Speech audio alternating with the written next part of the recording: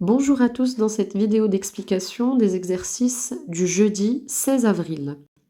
Donc après les recherches, la petite recherche quotidienne des problèmes en mathématiques, donc le premier exercice proposé est un exercice donc en grammaire, c'est un exercice de transposition à faire au cahier du jour. Donc il s'agit d'un petit texte, donc plusieurs petites phrases qu'il faut transposer au passé composé. Donc ce n'est pas écrit au passé composé, il faut donc réécrire en transposant les verbes au passé composé. Donc ici, avec la phrase supplémentaire pour les CM2. Ensuite, donc, après sur ce travail sur le cahier du jour, il faut prendre donc une feuille de classeur, la même que celle de mardi, et écrire à la suite, donc après avoir noté la date du 16 avril. Donc, on vous demande de reprendre le texte donc, qui était donné, une sortie scolaire, et donc il faut travailler sur les groupes nominaux. Il faut relever dans le texte les noms propres et des groupes nominaux avec des déterminants différents, avec ou sans adjectif. Donc vous savez ce que c'est qu'un groupe nominal. Donc si vous ne savez plus, je vous invite à revoir votre leçon dans votre cahier de leçons. Donc il y a une leçon sur les groupes nominaux. Et donc on vous demande des déterminants différents, plusieurs groupes nominaux. Donc vous n'êtes pas obligé de relever tous les groupes nominaux du texte, mais il faut en relever au moins entre 15 et 20, c'est bien pour faire l'exercice. Donc, et ensuite, il faut les classer. Donc, il faut souligner le nom principal, mais ça, après les avoir classés dans le groupe, dans le tableau, donc selon leur genre, masculin ou féminin, et le nombre singulier ou pluriel. Donc une fois que vous avez fait, donc si vous n'imprimez pas l'exercice, vous pouvez le dessiner le tableau sur votre feuille. Donc ensuite, il faut relever aussi les verbes du texte qui sont à l'infinitif donc, et les écrire sur votre feuille. Donc les verbes qui sont à l'infinitif, verbes qui ne sont pas conjugués. Donc ensuite, on vous demande souligne les adjectifs au crayon de couleur orange. Donc c'est dans cet exercice, donc l'exercice suivant, il y a plusieurs groupes nominaux. Donc vous lirez comme le premier par exemple, un camarade calme. Ici donc je vous donne un exemple. Il faut souligner l'adjectif. Comment est-ce qu'il est? Le camarade, il est calme. Donc c'est l'adjectif calme qu'il faut souligner. Donc une fois que vous avez souligné tous les adjectifs dans les groupes nominaux, et juste il faut faire attention parce qu'il peut y avoir plusieurs adjectifs dans le même groupe nominal. Donc ensuite, une fois que ça a été souligné, il faut refaire donc le tableau qui a été fait pour l'exercice précédent pour pouvoir classer ces groupes nominaux en suivant leur genre et leur nombre. Donc ce qui est singulier, singulier au pluriel, donc le nombre, masculin ou féminin pour le genre. Donc ensuite, on vous demande réécrire ces groupes nominaux en changeant leur genre. Donc si on prend l'exemple ici, un camarade calme. Ici, un camarade calme, c'est du singulier, donc il va être sur la première ligne, donc dans une des deux colonnes, mais sur la première ligne, et on dit un camarade, donc c'est du masculin, il va être classé ici dans la première case de la première colonne. Un camarade calme. Et maintenant, il faut réécrire. Donc une fois que vous avez terminé cette partie d'exercice, il faut reprendre donc les groupes nominaux qui étaient donnés, et il faut changer leur genre. Donc ici, un camarade calme, quand on change le genre, ça devient féminin, une camarade calme, et on remarque ici qu'il n'y a pas de changement d'écriture, donc orthographique. Donc, par contre, il peut y avoir des changements, bien sûr, des accords et donc des changements dans les autres groupes nominaux. Donc, c'est votre travail de recherche. À vous de trouver, donc, à vous de répondre aux questions qui vous sont posées. Donc, ensuite, on vous dit, dans ces groupes nominaux, entoure le nom principal. Donc, je vous ai donné un exemple, je vous ai fait le premier. Un jour d'hiver très froid. Ici, il y a ici deux noms. Jour, hiver. Donc, le nom principal, c'est le nom sur lequel repose le groupe nominal. Donc ici, un jour d'hiver très froid. Donc le nom principal, on parle bien d'un jour ici. On parle bien d'un jour. Donc c'est le nom principal, jour. Donc accompagné du déterminant un. Et ensuite, donc une fois que vous avez repéré, donc entouré tous les noms principaux dans chaque groupe nominal, car il y a toujours un nom principal, donc le nom qui est noyau, le noyau du groupe nominal. Donc ensuite, on vous demande de souligner le complément du nom et d'entourer le mot qui l'introduit, la préposition. Donc on revient toujours à un autre exemple.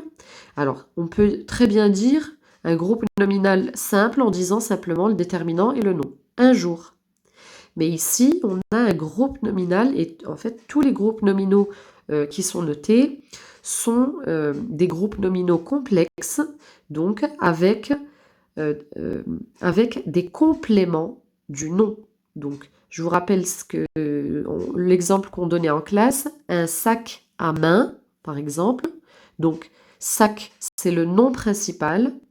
Et à main, eh bien, c'est le complément du nom qui vient nous donner des informations supplémentaires sur ce nom.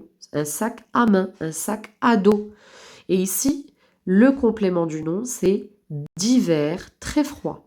Un jour d'hiver très froid. Donc, c'est tout le reste du groupe nominal qui est complément du nom jour. Et il est introduit par la préposition D' ici. On ne dit pas un jour de hiver très froid. C'est pour ça qu'on a un D'. Donc, pour les autres groupes nominaux, vous avez à chaque fois un complément du nom qui est introduit par une préposition. Donc, à vous de trouver. Par exemple, dans un sac à main, ici, on a un accent sur le A parce que c'est la préposition à qui introduit le complément du nom, donc main, à main, un sac à main. Le complément du nom est introduit par le A. Ici, il est introduit par le D'. Un jour d'hiver très froid. Donc, à vous de trouver pour les autres groupes nominaux. Et ensuite, on passe aux mathématiques. Donc, l'exercice de calcul mental est à faire au cahier du jour. Donc, il s'agit d'une dictée de nombres décimaux à écrire sous la forme de nombres à virgule. Donc, je vais commencer à faire la dictée. Donc, vous pourrez appuyer sur pause pour aller chercher votre cahier du jour et le préparer. Donc, premier nombre, 2,3 dixièmes et 5 millièmes. Nombre suivant, 15,2 dixièmes. Ensuite, 65,18 millièmes. 65,18 millièmes. Ensuite, 26,2 centièmes. 26,2 centièmes. 51,78 centièmes. 51,78 centièmes. Donc ensuite, 178,1 5 centièmes. 178,5 centièmes. Ensuite, 851 millièmes. 851 millièmes. Et enfin, 1242 millièmes. 1242 millièmes. Donc tous ces nombres sont à écrire sous des nombres à virgule, donc des décimaux à virgule. Donc ensuite, il faut reprendre les exercices du livre, page 93, donc les écritures à virgule de décimaux, les millièmes. On n'avait pas terminé, donc on va reprendre à partir de l'exercice 5. Donc le 4 ne sera pas à faire.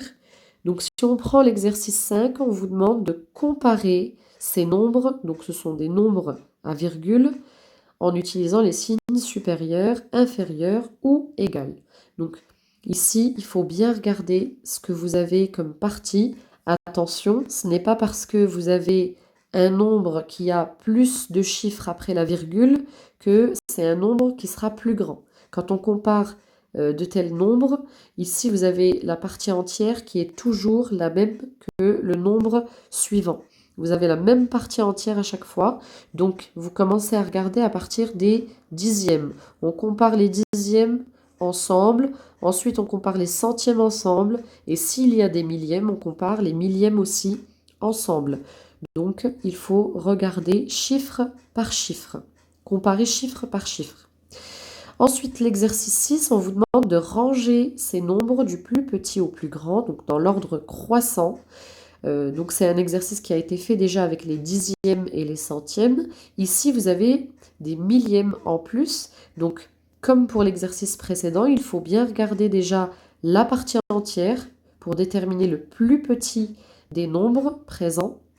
Ensuite, il faut commencer à regarder le chiffre des dixièmes, puis celui des centièmes et, s'il y en a, celui des millièmes.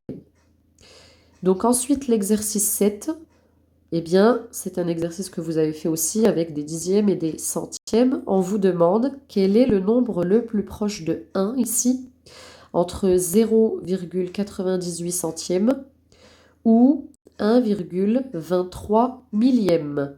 Donc, à vous de déterminer quel est le nombre le plus proche de 1. Donc pour la suite, c'est pareil, pour le nombre le plus proche de 3 et pour le nombre le plus proche de 7. Donc essayez de bien regarder, de bien compter la différence. Combien j'ai de dixièmes, de centièmes, combien j'ai de dixièmes, de centièmes ou de millièmes, et combien me manque-t-il, donc combien est-ce qu'il manque à 6,97 centièmes pour arriver à 7, et combien il y a entre 7 et 7,29 millièmes. Donc, à vous de trouver le nombre le plus proche à chaque fois. Et enfin, l'exercice 8, donc à faire au cahier du jour. C'est un exercice, donc l'exercice du qui va là. Donc là aussi, ce n'est pas une nouveauté. Vous avez déjà vu, vous avez déjà fait avec les dixièmes et les centièmes. Ici, il y a la particularité d'y avoir des millièmes en plus. Donc, ici, premier nombre, vous devez placer donc tous les nombres qui vont entre 2,4 dixièmes et 2,41 centièmes.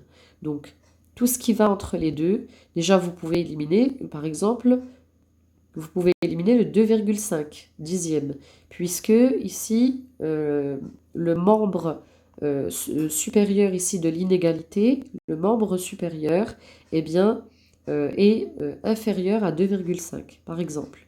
Donc, à vous de trouver les nombres et de les ranger dans le bon ordre aussi. Donc, si vous en trouvez 2 ou 3, il faut bien les ranger dans le bon ordre, donc du plus petit au plus grand. Et là aussi, vous avez 13,64 centièmes et 13,65 centièmes. Et vous devez ranger tout ce qui va donc dans cette double inégalité comme autre nombre et les ranger dans l'ordre croissant. Pour finir, je vous ai rajouté simplement dans les problèmes variés juste le problème numéro 1. Donc on vous dit, voici les contenances de 4 flacons de sirop contre la toux. Donc le modèle A, 0,715 millième de litre. Le modèle B, 0,8 dixième de litre. Le modèle C, 3 quarts de litre. Et le modèle D, 0,76 centièmes de litre. Alors, il faut en fait les ranger selon leur contenance. Donc, il faut ranger du plus petit au plus grand. Donc,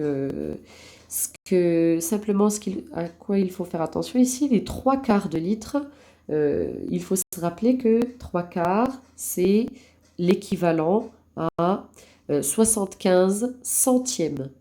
Donc, 75 centièmes, ou c'est l'équivalent aussi à 750 millièmes. Donc là aussi, vous avez une comparaison de nombres à effectuer en regardant bien les chiffres, donc en comparant chiffre par chiffre pour trouver le plus petit et les ranger du plus petit au plus grand. Je vous souhaite un bon courage.